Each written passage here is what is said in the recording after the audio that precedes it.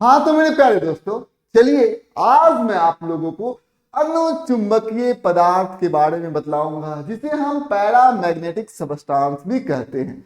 तो सबसे पहले आप यहाँ पर देख सकते हैं कि ये आपका एक पदार्थ हो गया, और इस पदार्थ को हम लोग बोलेंगे चुंबकीय अनुचुंबकीय पदार्थ। ठीक है, समझ में आ गया? ये बात आपको ध्यान से समझना हो। और फिर हम लोग क्या कर रहे हैं, इसके बगल में एक चुंबक रख दे रहे हैं। ठीक है, हमें पता है चुंबक के दो ध्रुव होते हैं। इस ध्रुव को हम लोग बोलते हैं उत्तरी ध्रुव, और ये हमारा हो गया दक्षिणी ध्रुव। ये चुंबक के दो ध्रुव हो गए।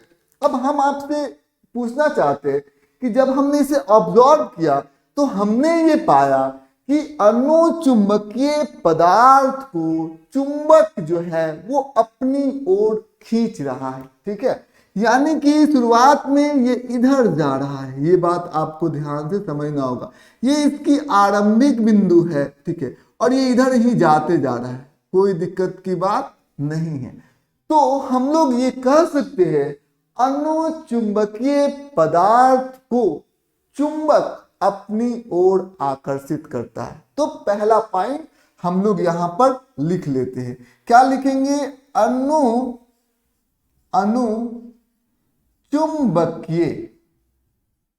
अनुचुंबकीय पदार्थ को क्या करता है चुंबक? बताइए आप। चुंबक अपनी ओर क्या करता है जी?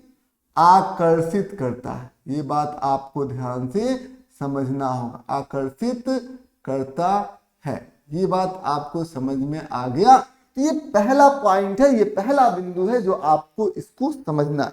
अब मैं आपसे ये प्रश्न पूछना चाहता हूं, जैसे हमारे पास दो बिंदु हैं। हमारे पास बिंदु ए है, हमारे पास बिंदु बी है।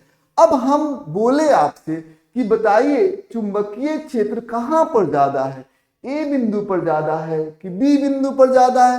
तो आप कहेंगे क्योंकि सर बी बिंदु चुंबक के नजदीक है, तो यहां पर जो चुंबकीय क्षेत्र होगा वो उच्च होगा।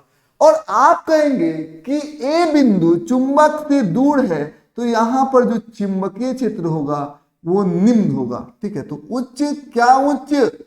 बोलिए, चुंबकीय क्षेत्र। ये उच्च चुंबकीय क्षेत्र ए बिंदु पर है, और यहाँ पर निम्न चुंबकीय क्षेत्र है जो ए बी बिंदु पर उच्च होगा और ए बिंदु पर निम्न होगा।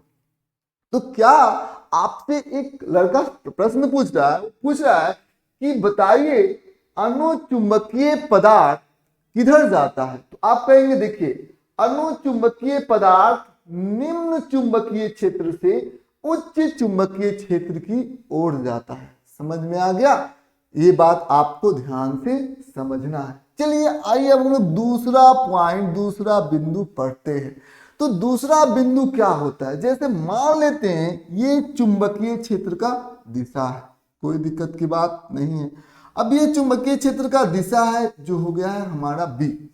हम लोगों ने क्या किया हुआ है कि यहां पर हम लोगों ने एक अनुचुंबकीय पदार्थ को रख दिया है। ठीक है, समझ में आ गया? तो ये अनुचुंबकीय पदार्थ, ठीक है, चुंबकीय पदार्थ, ये अनुचुंबकीय पदार्थ हमारा है। अब ये होता क्या है, जब हमने इसे ऑब्जर्व किया हम लोगों ने ये पाया कि अरे ये तो आरंभिक स्थिति है। अंतिम स्थिति में हमने ये देखा कि ये क्या हो गया, जो अनुचुंबकीय पदार्थ है उसका जो दिशा हो गया है वो किधर हो गया है? वो हो गया है चुंबकीय क्षेत्र की ओर हो गया है। मतलब जिधर चुंबकीय क्षेत्र होगा उधर ही अनुचुंबकीय पदार्थ का दिशा होगा। ठीक है, ये बात आपको ध्यान से समझना होगा। तो हम लोग ये कह सकते हैं कि स्वतंत्रता पूर्वक किसी अनुचुंबकीय पदार्थ को चुंबकीय क्षेत्र में रखा जाए तो वह चुंबकीय क्षेत्र के समांतर हो जाएगा। ठीक है, ये हम लोग दूसरा बिंदु यहां पर लिख सकते हैं। अब आइए हम लोग कुछ प्रश्नों को करते हैं। सबसे पहला प्रश्न, ठीक है, आपसे पूछा जाएगा ये हमारा अनुचुंबकीय पदार्थ है, ठीक है। यहां पर चुंबकीय क्षेत्र जो है वो 100 टेस्ला है, ठीक है। और यहां पर जो चुंबकीय क्षेत्र है वो 50 टेस्ला है। कोई दिक्कत की बात नहीं है। हम आपसे एक सवाल पूछना चाहते हैं, ये जो पदार्थ है वो क्या है? अनुचुंबकीय पदार्थ। अनुचुंबकीय पदार्थ है, ये किधर जाएगा? ठीक है, तो हम लोगों को पता है कि अनुचुंबकीय जो पदार्थ होता है वो निम्न चुंबकीय क्षेत्र, ठीक है, निम्न चुंबकीय क्षेत्र से उच्च चुंबकीय क्षेत्र की ओर जाती है। तो ये चुंबकीय क्षेत्र क्या हो गया? निम्न हो गया, समझ में आ गया। और ये चुंबकीय क्षेत्र क्या हो गया? उच्च हो गया। तो ये पदार्थ किधर जाएगी? ऐसे इधर बढ़ेगी। समझ में आ गया? ये बात आपको ध्यान से समझना होगा। और ये पदार्थ कुछ इस दिशा में बढ़ेगी। तो ये आप समझ में आ गया, निम्न चुंबकीय क्षेत्र से उच्च चुंबकीय क्षेत्र की ओर ये जाएगी। पहला प्रश्न आपके सामने ऐसा रहा। दूसरा प्रश्न कुछ इस प्रकार से है। यहां पर हम लोगों को क्या किया गया है, जैसे यहां पर देखेंगे यहां पर चुंबकीय क्षेत्र कुछ इस दिशा में है, चुंबकीय क्षेत्र कुछ इस दिशा में है, ठीक है, समझ में आ गया। तो ये हमारा चुंबकीय क्षेत्र हो गया, ठीक है। अब हम लोग क्या करें, जैसे यहां पर हम लोगों ने क्या किया है, यहां पर हम लोगों ने एक अनुचुंबकीय पदार्थ को ले लिया है, ठीक। तो क्या इसका दिशा सही है?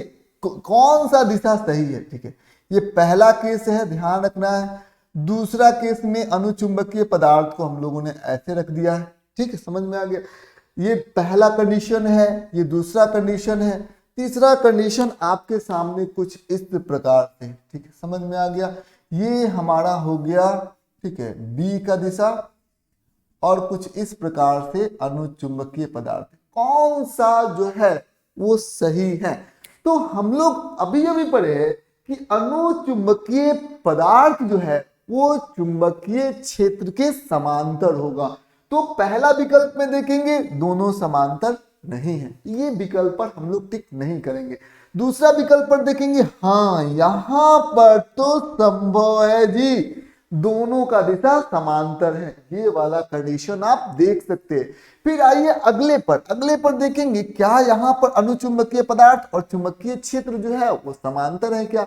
ये क्या अनुचुंबकीय पदार्थ जो है चुंबकीय क्षेत्र की ओर हो गया है क्या? तो जवाब है नहीं, तो ये भी गलत है। ये बात आपको ध्यान से समझना है, ये सही ऑप्शन है, सही विकल्प है। चलिए पहले इसे हम लोग मिटाते हैं।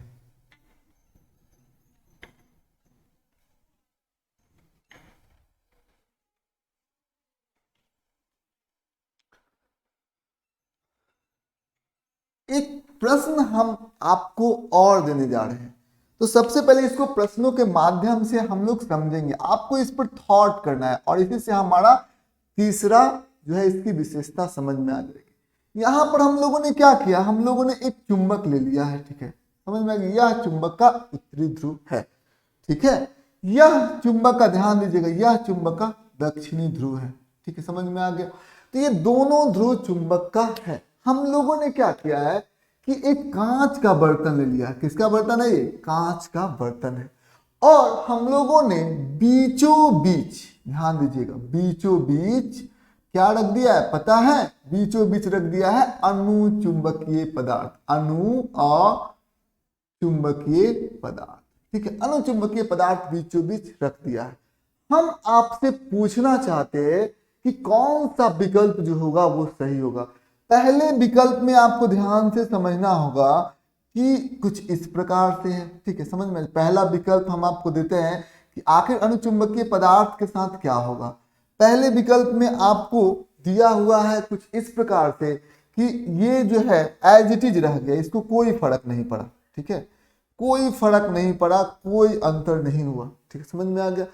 दूसरे विकल्प में आपको दिया हुआ है, मान लेते हैं अनुचुंबकीय पदार्थ है, ठीक है, समझ में आ गया, ये पूरी की पूरी जो है वो उत्तरी ध्रुव की ओर आ गया, ठीक है, ऐसे हो गया, ठीक है, पूरा ये उत्तरी ध्रुव की ओर आ गया, ठीक है।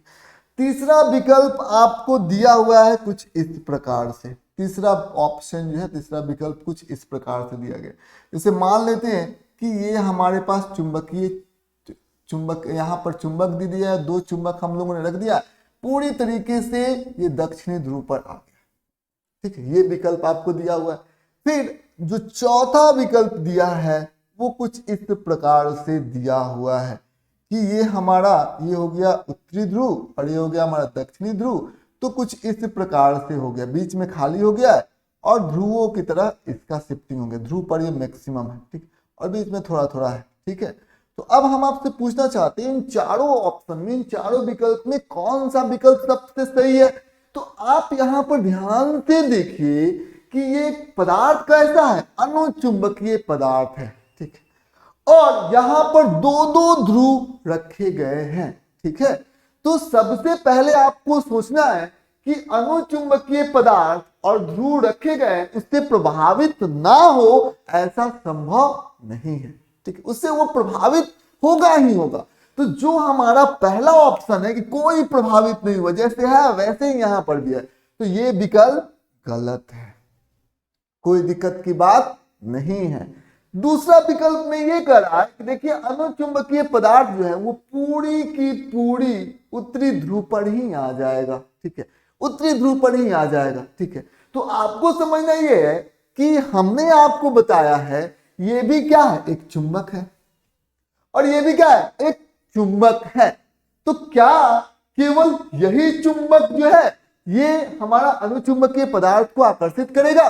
तो जवाब है नहीं, केवल यही चुंबक तो चुंबकीय पदार्थ को आकर्षित नहीं करेगा। ठीक है, अनुचुंबकीय पदार्थ को ये चुंबक भी आकर्षित करेगा। तो पूरा का पूरा ये इस ध्रुव, इस चुंबक के नजदीक कैसे आ सकता है, ये भी विकल्प हमारा गलत हो गया। ठीक है, समझ में आ गया।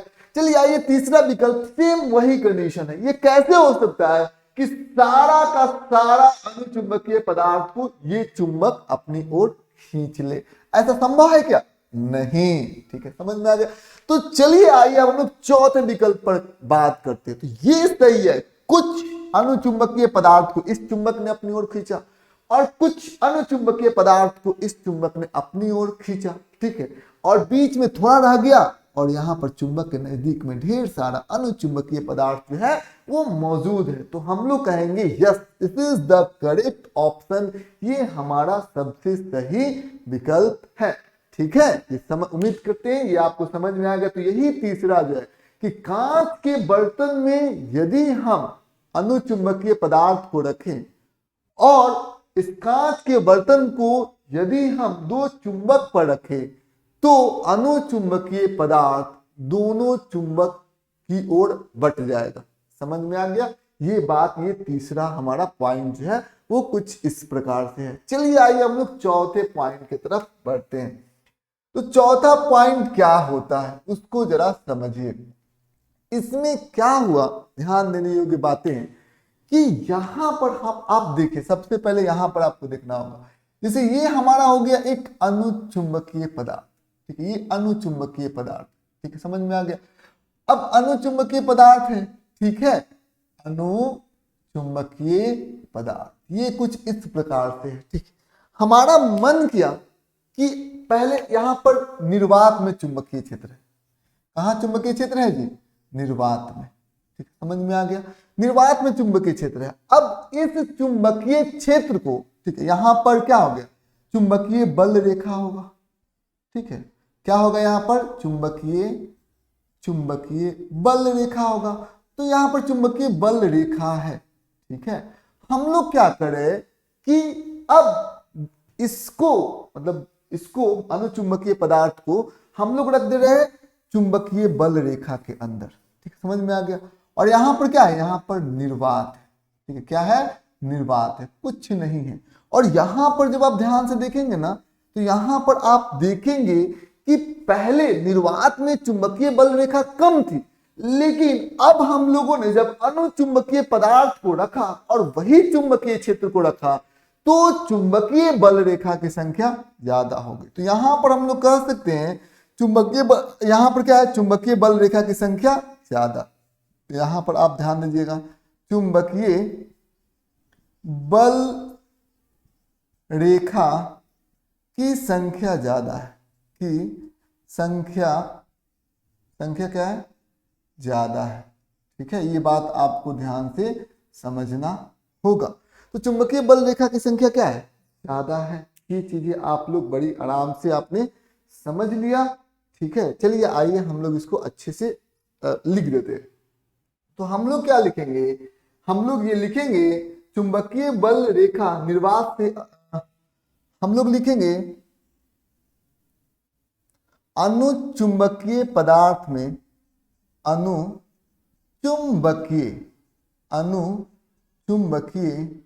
पदार्थ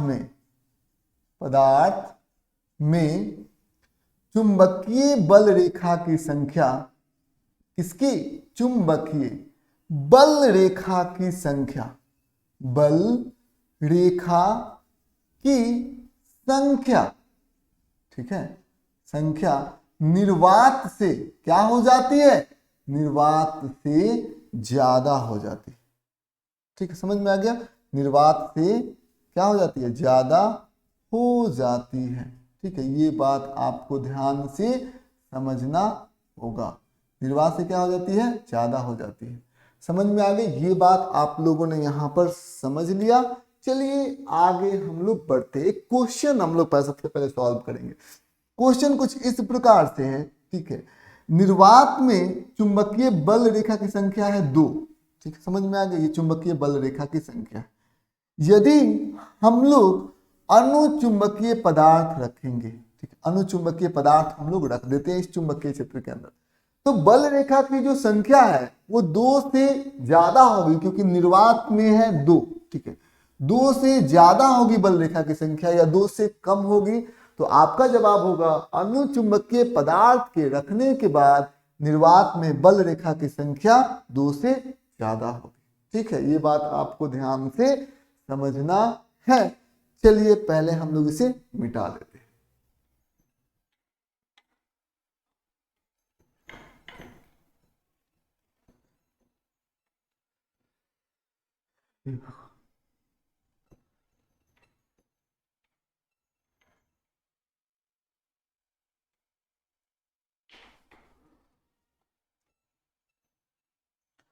चलिए आगे की तरफ हम लोग पढ़ते हैं।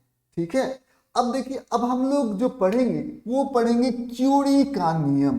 ठीक है, आप लोग एक फेमस साइंटिस्ट मैडम क्यूरी के बारे में जानते हैं, तो अब चलिए आइए क्यूरी का नियम हम लोग पढ़ते हैं। ठीक है, ये बात आपको ध्यान से समझना होगा, क्या होता है क्यूरी का नियम, उसके बारे में हम लोग समझते हैं। तो सबसे पहले हम लोग यहाँ पर ध्यान देंगे, जैसे मान लेते हैं कि ये क्या है। ठीक है, ये हमारा चुंबकन तीव्रता है। क्या है ये कैसा है, चुंबकन तीव्रता। ठीक है, चुंबकन तीव्रता। ठीक है, ये बात आपको ध्यान से समझना हो। तो तीव्रता है, चुंबकन तीव्रता है। ठीक है, तो चुंबकन तीव्रता जो है, इसका जो एक्चुअल मान होता है वो कितना होता है, तो ये देखा गया कोई भी पदार्थ है, ठीक है, मान लेते हैं कि ये हमारा पदार्थ है। ठीक है, हम लोगों ने बाहर से इसमें चुंबकीय क्षेत्र B0, ठीक है, बाहरी चुंबकीय क्षेत्र, बाहर चुंबकीय क्षेत्र B0 लगाया। तो बाहरी चुंबकीय क्षेत्र लगाने के बाद, ठीक है, समझ में आ गया, बाहर से हम लोगों ने जब चुंबकीय क्षेत्र लगाया, ठीक है, तो इसके अंदर चुंबकन तीव्रता होगी। तो वो चुंबकन तीव्रता जो है वो इस बात पर निर्भर करती है, ठीक है, कि बाहर से आपने बाहर से चुंबकीय क्षेत्र कितना दिया हुआ है। जैसे बाहर से हम लोगों ने चुंबकीय क्षेत्र कितना दिया, B0, और फिर यही चुंबकन तीव्रता को देखा गया तो पाया गया ये, ठीक है, समझ में आ गया, ये पाया गया कि ये चुंबकन तीव्रता जो है वो तापमान के, मान लेते हैं कि अनुचुंबकीय पदार्थ का कुछ तापमान होगा ना जी, तो तापमान बढ़ने से जो चुंबकन तीव्रता है वो घटता है। ठीक है, दोनों के दोनों व्युत अनुक्रमान पाती है। तापमान बढ़ाइएगा, चुंबकन तीव्रता घट जाएगा। तो ये बात आपको ध्यान से समझना होगा। और फिर हम लोग यहाँ पर देख सकते हैं कि हम लोग यहाँ पर क्या करेंगे, दोनों को जब हम लोग एक साथ लिखेंगे तो क्या हो जाएगा, B0/T। समझ में आ गया। यहां पर हम लोग एक नियतांक यूज करेंगे, ठीक है, समझ में आ गया, C B not by T. तो आपको क्या पता है क्या हम लोग सी किसे कहते हैं? सी जो होता है वो हम लोग क्यूरी कांस्टेंट यानी क्यूरी नियतांक इसको हम लोग बोल सकते हैं, ठीक है, समझ में आ गया। ये हो गया क्यूरी कांस्टेंट, क्यूरी नियतांक। ये बात आपको ध्यान से समझना होगा। तो ये चीजें आपने बड़ी आराम से क्या कर ली, समझ लिया। फिर चलिए आगे की तरफ हम लोग बढ़ते हैं। तो आगे हम लोग यहाँ पर देखेंगे, जैसे कि मान लेते हैं कि यहाँ पर आप देखेंगे इसका चुंबकन क्षेत्र भी होगा, ठीक है, साथ साथ यहाँ पर चुंबकन क्षेत्र भी होगा। अब यहाँ पर क्या हम लोग बी नॉट को ऐसे लिख सकते हैं क्या, म्यू नॉट इंटू एच, ठीक है, समझ में आ गया।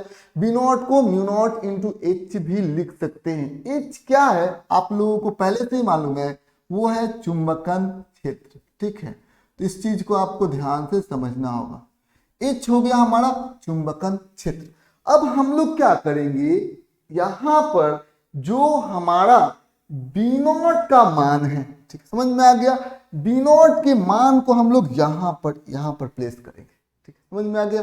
तो हम लोग यहां पर लिख सकते हैं हमें पता है, हमें पता है, ठीक है, पहले हम लोग ये पढ़ चुके हैं, ठीक है। और ये क्या है, चुंबकीय पारगम्यता है, ठीक। अब यहां पर हम लोग यहां पर रख देंगे, ये एक है और ये दो है, ठीक है। तो हम लोग कह सकते हैं बी नॉट का मान एक में रखने पर, तो बी नॉट का मान एक में रखने पर, ठीक है, रखने पर क्या हो जाता है, इस चीज को आपको ध्यान से समझना होगा। तो बी नॉट का मान एक में रखने पर क्या हो जाता है, I is equal to C mu naught into H, mu naught into H by T. कोई दिक्कत की बात नहीं है। अब हम लोग क्या करेंगे, यहां पर h है, इधर आकर ये विभाजित हो जाएगा। तो यहां पर आपको ध्यान समझना होगा I बटा h, ठीक, कोई दिक्कत की बात नहीं। ये कितना हो जाएगा, c mu naught by T. I बटा h को हम लोग क्या बोलते हैं, इसको हम लोग बोलते हैं चुंबकीय प्रवृत्ति, ठीक है, इसको हम लोग क्या बोलेंगे, चुंबकीय प्रवृत्ति, ठीक है। तो यहां पर हम लोग लिख सकते हैं चुंबकीय, ठीक है, ये क्या है, चुंबकीय प्रवृत्ति, ठीक है, ये चुंबकीय प्रवृत्ति हो जाता है, ठीक है, I बाई एच, यानी कि हम लोग यहाँ पर चुंबकन तीव्रता और चुंबकन क्षेत्र का जो अनुपात होता है वो चुंबकीय प्रवृत्ति हो जाता है, ठीक है, समझ में आ गया। ये बात आपको ध्यान से समझना होगा, इसको हम लोग काई बोलते हैं। आगे की तरफ हम लोग बढ़ जाते हैं। तो आगे जब हम लोग बढ़ेंगे तो ये पाएंगे कि हमारा ये कितना आ गया, देखिए सी म्यू नॉट बाई टी। तो ये जो चुंबकीय प्रवृत्ति है वो क्या है, तापमान के व्युत अनुक्रमानुपाती है, क्योंकि सी म्यू नॉट क्या है, एक नियतांक है, सी भी क्यूरी नियतांक है और म्यू नॉट क्या है, चुंबकीय पारगम्यता, ये भी एक नियतांक है, ये भी एक नियतांक है। तो हम लोग कह सकते हैं जो चुंबकीय प्रवृत्ति है वो क्या है, तापमान के क्या है, व्युत अनुक्रमानुपाती है। इसी को हम लोग बोलते हैं क्यूरी का नियम, ठीक है, समझ में आ गया। तो यहाँ पर आपको ध्यान से इसे समझना था। चलिए आइए कुछ प्रश्न हम लोग यहाँ पर कर लेते हैं। जो सबसे पहला प्रश्न है, और ये कैसा पदार्थ होना चाहिए, ये पदार्थ होना चाहिए अनुचुंबकीय पदार्थ, ठीक। तो सबसे पहले ये हमारा अनुचुंबकीय पदार्थ है, अनुचुंबकीय पदार्थ। यहां पर आपको ध्यान से समझना होगा, यहां पर जो तापमान है वो 200 केल्विन है, कोई दिक्कत की बात नहीं। यहां पर ये पहला अनुचुंबकीय पदार्थ, दूसरा अनुचुंबकीय पदार्थ कितना है, 300 केल्विन, कोई दिक्कत की बात नहीं। तो एक बात बताइए, समान है, ठीक है, दोनों समान है, दोनों अनुचुंबकीय पदार्थ, ठीक, समझ में आ गया। तो एक बात बताना यह है कि यहां पर चुंबकीय प्रवृत्ति इसमें ज्यादा होगा कि चुंबकीय प्रवृत्ति इसमें ज्यादा होगा। तो आप देखेंगे सबसे पहले ये 1 है, ये 2 है, हमने आपको बताया है तापमान बढ़ेगा तो चुंबकीय प्रवृत्ति घटेगी। ठीक है, इसका तापमान ज्यादा है यानी कि इसका चुंबकीय प्रवृत्ति कम है, इसका तापमान कम है यानी कि इसका चुंबकीय प्रवृत्ति ज्यादा है। ठीक है, समझ में आ गया। तो इसका चुंबकीय प्रवृत्ति ज्यादा होगा क्योंकि इसका तापमान कम है। ठीक है, ये चीजें आपको ध्यान से समझना होगा। दोनों अनुचुंबकीय पदार्थ थे लेकिन अलग अलग तापमान पर थे। ठीक है, तो हम लोग यहाँ पर क्यूरी का नियम क्या कहता है? क्यूरी का नियम ये कहता है, जब इसको हम लोग लिखने जाएंगे तो यहाँ पर लिख सकते हैं कि जो चुंबकीय आवृत्ति है अनुचुंबकीय पदार्थ का, अनुचुंबकीय पदार्थ का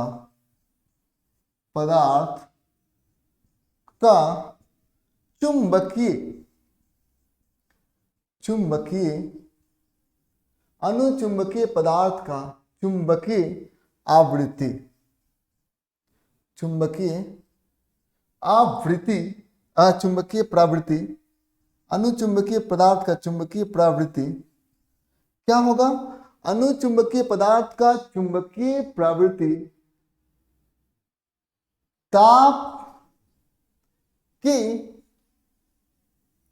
ताप की व्युत अनुक्रमानुपाती होगा। व्युत अनुक्रमानुपाती होगा। ठीक है, ये बात आपको समझना होगा। कोई दिक्कत की बात नहीं, यही तो है क्यूरी का नियम। उम्मीद करते हैं आज का क्लास सही रहा होगा। बस आज इतना है।